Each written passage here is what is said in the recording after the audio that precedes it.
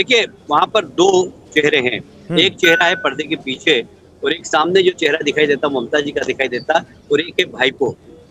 भाईपो के नाम से आप बंगाल में किसी से भी पूछ लो कि कोयले की तस्करी कौन करता, बोले भाईपो करता है।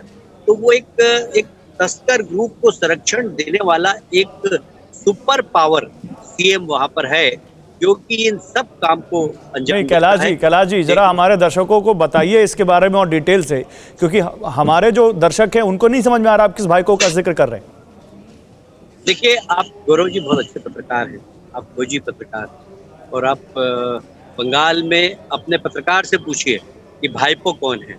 वहाँ भाईपो ममता जी के भतीजे हैं, जो भाईपो के नाम से जाने जाते हैं। भाईपो बंगाल में भतीजे को भाईपो कहते हैं। तो भतीजे की सरकार पीछे चलती है, ममता जी की सरकार आगे चलती है। बिहाइंड कर्टन एक पावर हाउस है वहां पर, जो इस सारे गलत कामों को संरक्षण देने का काम करता है, और उन सब कामों पर पर्दा डालती है ममता जी। अच्छा, लेकिन ऐसा क्यों होता है कैलाश जी कि आप तो काफ़ी लंबे समय से बंगाल में हैं, बीजेपी के लिए वहाँ पर आप काम कर रहे हैं, ऐसा क्यों देखने को मिलता है दिल्ली से बैठकर कि बंगाल की राजनीति का पूरा रास्ता ही हिंसा से होकर जा रहा है? आए दिन बीजेपी टीएमसी के कार्यकर्ताओं में झड़प की खबरें आती हैं, आए दिन वहाँ पर जैसा कि आप कह रहे हैं पॉलिटिकल मर्डर्स की खबरें आती हैं। तो ऐसा क्यों, ऐसा क्या देश के दूसरे हिस्सों में जिस तरह से शांतिपूर्वक चुनावी प्रक्रिया चलती है या पॉलिटिकल पार्टियां काम करती हैं, बंगाल में ऐसा क्यों नहीं दिखता? देखिए जहाँ जहाँ सीपीएम रही वहाँ पर हिंसा हुई। आप केरल जाकर देखिए, आप त्रिपुरा में पहले सीपीएम थी, वहाँ पर हत्याएं होती थी। यहाँ पर भी सीपीएम थी, उन्होंने बुनियाद रखी। आपको स्मरण होगा, आप बंगाल की राजनीति का इतिहास उठा के देखिए, जब सीपीएम थी और वहाँ पर जब ममता जी कांग्रेस में थी, तो ममता जी की खुद की बहुत पिटाई हुई। मैंने उनको 3 पहिया वाली ट्राइसिकल पर देखा उनको, तो इतना पिटाई की थी। अब ये जो हिंसा की राजनीति की बुनियाद सीपीएम ने पश्चिम बंगाल में रखी, और उसके बाद वही उससे भी ज्यादा तरीके से हिंसा ममता जी के राज में हो रही। वो सारे टीएमसी के, वो सारे सीपीएम के जो असामाजिक तत्व थे वो टीएमसी में आ गए। वहां पर वो बिहाइंड कर्टन रहते थे, यहाँ पर नेता बन गए। तो नेता बनने के बाद वहां पर ये खुद ही हिंसा कर रहे हैं। तो कुल मिलाकर पुलिस का राजनीतिकरण तो बर्दाश्त किया जा सकता है, पर पुलिस का यदि अपराधीकरण हो जाए ये तो बिल्कुल बर्दाश्त नहीं किया जा सकता। और इसलिए पश्चिम बंगाल के अंदर अराजकता है, और उसको संरक्षण देने का काम ममता जी करती है। ठीक है, और जिस तरह से आप मेहनत कर रहे हैं, लोकसभा चुनाव में तो उसका असर दिखा था, बीजेपी ने 18 सीटें जीती, लेकिन विधानसभा चुनावों को वहां की पार्टियां आसान नहीं बता रही हैं, और वो कह रही हैं मुंगेरी लाल के हसीन सपने देख रही है बीजेपी, और यहां पर ना तो बीजेपी का विधानसभा चुनाव में कुछ ज़्यादा कुछ होने वाला है, और ना ही उसमें ओवैसी की एंट्री भी हुई है। तो ओवैसी के लिए भी बता रहे हैं कि उनका भी यहाँ पर कुछ नहीं है। देखिए ऐसा है कि जब लोकसभा के पहले हमारे गृह मंत्री जी ने कहा था कि हम वहां पर 22 सीट जीतेंगे, तो लोगों ने कहा 2 सीट भी नहीं आएगी, 2 सीट आ जाए वही बहुत है।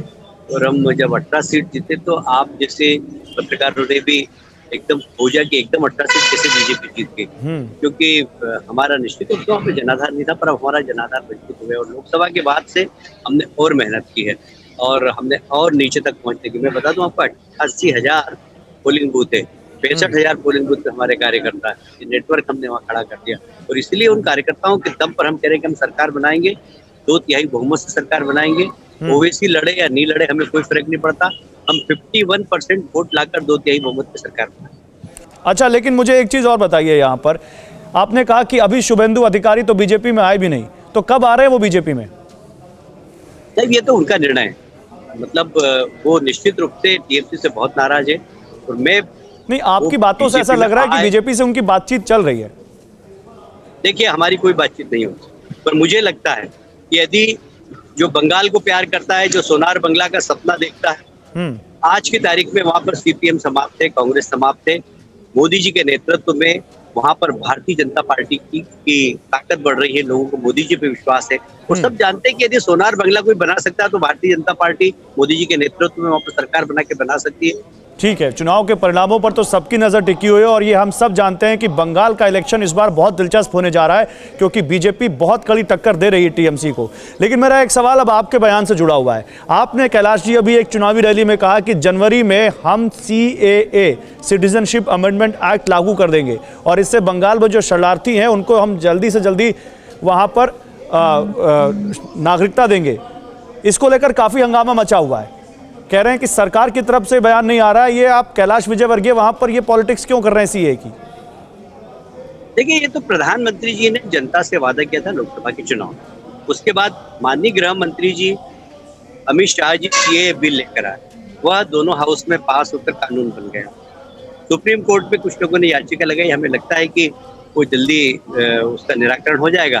तो लगता है दिसंबर जनवरी एंड तक सुप्रीम कोर्ट का निर्णय आ जाएगा। उसके बाद सरकार प्रतिबद्ध है।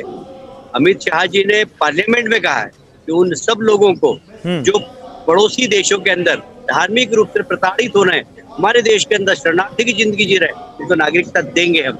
ये गृह मंत्री जी ने हाउस में कहा, उनके बयान को ही मैंने जनता के बीच में कहा। ठीक है, मेरे पास समय नहीं, लेकिन छोटा सा एक सवाल और लेना चाहता हूं मैं आपसे, आखिरी सवाल कैलाश जी। आगे हम बीजेपी की रणनीति को और कितना एग्रेसिव देखेंगे? क्या हम ये माने कि आने वाले दिनों में अब बड़े नेता, और खबर तो ये भी है कि प्रधानमंत्री भी जा सकते हैं कुछ ही दिनों में पश्चिम बंगाल, इस बारे में कुछ जानकारी दे सकते हैं आप? साधारणतः प्रधानमंत्री जब भी चुनाव आचार संहिता लगती है उसके बाद ही जाते हैं चुनाव प्रचार में। पर हमारे गृह मंत्री अमित शाह जी वहाँ पर आएंगे, राष्ट्रीय अध्यक्ष हमारे नड्डा जी अभी 9-10 तारीख को आ रहे हैं। और हमने कुछ चुनाव प्रबंधन के लिए कुछ मंत्री और पार्टी के कार्यकर्ताओं को वहाँ पर बुलाया है, जिससे कि चुनाव प्रबंधन ठीक तरीके से हो जाए, क्योंकि वहाँ पर माहौल बन गया, उसको चैनलाइज करना है मतदान केंद्र तक। उसके लिए हमें, क्योंकि बंगाल में हमारा कोई पुराना काम नहीं है, इसलिए अनुभवी कार्यकर्ताओं की कमी है। तो कुछ अनुभवी कार्यकर्ता जो चुनाव प्रबंधन में सहयोग कर सके, तो हमने बुलाया है और वो आएंगे। ठीक है, बहुत शुक्रिया कैलाश जी हमसे बात करने के लिए। कैलाश विजयवर्गीय, बीजेपी के महासचिव और पश्चिम बंगाल के प्रभारी, साफ कहते हुए कि पुलिस का राजनीतिकरण हो चुका है, इसलिए हम मांग करते हैं कि वहां राष्ट्रपति शासन लगाया जाए और सीधे सीधे ममता सरकार पर हमलावर, और ये कहते हुए कि ममता सरकार को तो कोई और चला रहा है। न्यूज़ टॉप 9 रोज सुबह 7 बजे और शाम 7 बजे सिर्फ TV9 भारतवर्ष पर।